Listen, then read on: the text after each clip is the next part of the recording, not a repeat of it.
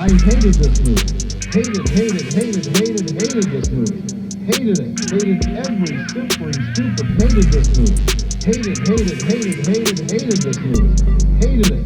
Hated every simpering, stupid. Our first movie is an unholy mess named Battlefield Earth. Let's not beat around the bush. This is one of the ugliest and most incomprehensible movies I've ever seen. It's like spending 2 hours in the intergalactic town dump with a lot of people who need a bath and a trip to the dentist.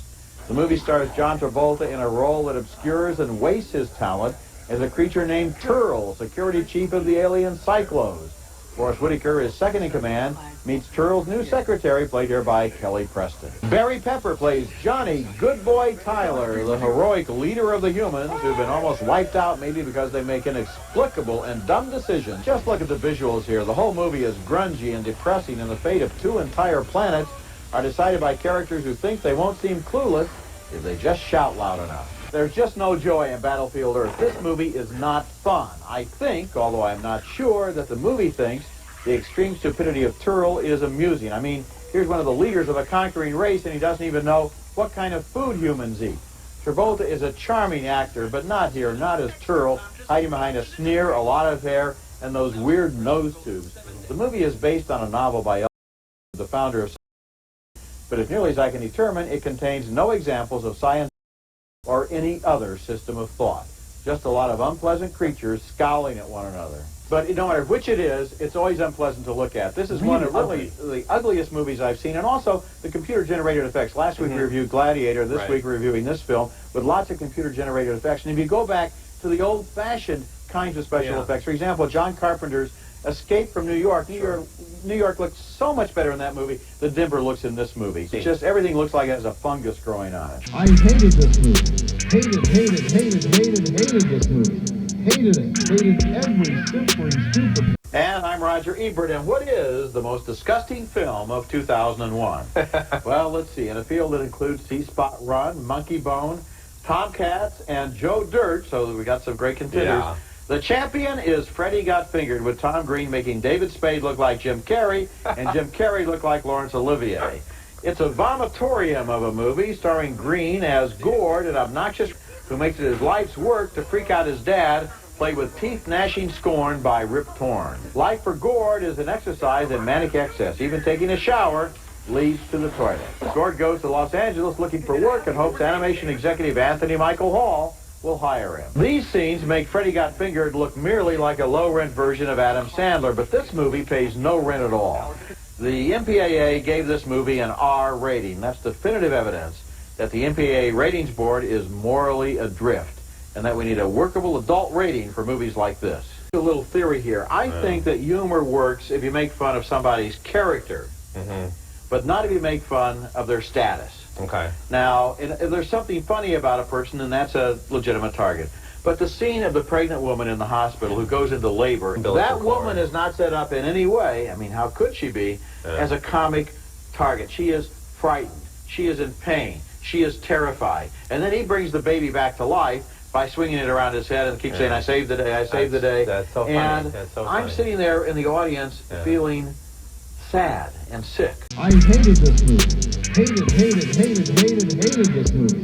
Hated it. Hated every simpering, stupid. Publicity for Catwoman hails it as a story of female empowerment, of a woman's scorned revenge, but right from the start, it's clear that anybody with Halle Berry's looks doesn't have to go feline to discover her power. The femme feline has some payback for stuff, resulting in the obligatory catfight. This movie has so many missed opportunities. Why not show us what it really felt like for patients to come back from the dead and discover she's a cat, and a ferocious one? Catwoman is really bad. It's such a letdown. Halle Berry kicks up a storm and looks beautiful and sexy while she's doing it, but that's no big deal. This woman would look stunning if she were shot with an Instamatic. I want a little more depth and insight, better characters, better action. Berry didn't get the substance or vitality in this role to equal her presence and talent. Catwoman is a big disappointment, and I can only give it 1 star. There are 3 good things in it. Okay. Halle Berry's face, Halle Berry's body, and Halle Berry's costumes. Okay. Those are first rate. Everything else in this movie is unbelievably bad. This is a really bad movie. Can you believe it? First, there is no chemistry between Benjamin Bratt and Halle Berry. No. None. Yeah. I mean, it's a good thing that it's PG-13 and the love scene was off screen because it probably would have been boring. Unbelievably. Except for the scratch he gets, of course. Yeah. I was just amazed that they took a potentially interesting character like Catwoman and did so little with it. This movie is truly bad. I missed the scene where she's amazed that she's become Catwoman. Yeah. I mean, there's she's potential jumping there. around and eating tuna fish and doesn't even seem to think that's a she likes sushi. I hated this movie. Hated this movie. Hated it. Hated every simpering stupid. Number 3 on my list, Jenny McCarthy in the truly, unbelievably tasteless and amateurish and unfunny Dirty Love, in which a pretty girl debases herself after she gets hysterical when her boyfriend dumps her. Somebody should have realized it's not funny to see a nice girl like Jenny McCarthy humiliated for fun. The amazing thing is McCarthy wrote the screenplay herself. There are scenes in Dirty Love so tasteless I can't even describe them. No, honest, I can't. I'm thinking of the pool on the supermarket floor. Yeah, that one. The movie is not merely bad, it's incompetent and embarrassing. And anyone in the audience, I'd say anyone, could make a better movie than that. I hated this movie. Hated this movie. Hated it. Hated every simpering stupid. Basic Instinct 2 is bad, and it's unbelievable, but I can't say that it's unbelievably bad because at times it's so ridiculous that I couldn't help but be intrigued in a fascinating kind of disbelieving way.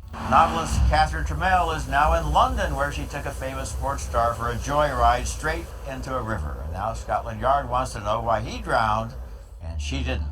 David Morrissey plays Dr. Michael Glass, brought in to determine Catherine's mental health. Charlotte Rampling plays a shrink who warns her colleague this patient is too hot to handle. Sharon Stone delivers the goods with her performance. You gotta love a character who finds her many sexual escapades completely forgettable. That is, unless the guy died in the process. When I reviewed the original Basic Instinct back in 1992, I complained about the plot and said that it left me feeling depressed and manipulated. I didn't care much about the plot either way this time. Even if I don't recommend the movie, parts of the sequel are like a guilty pleasure, and Stone can be mesmerizing as a sexual predator. Basic Instinct 2 is trashy and outrageous, and you won't be bored. I'm giving it 1.5 stars, but my rating may be kind of like a cold shower to make sure I don't give it 4 stars. Catherine Tramiel's victims would probably understand that logic. I'm Roger Ebert, ABC 7 News. I hated this movie. Hated this movie. Hated it. Hated every simpering stupid. Hated this movie. Hated this movie. Hated it. Hated every simpering stupid vacant audience absorbing moment of it. Unquote.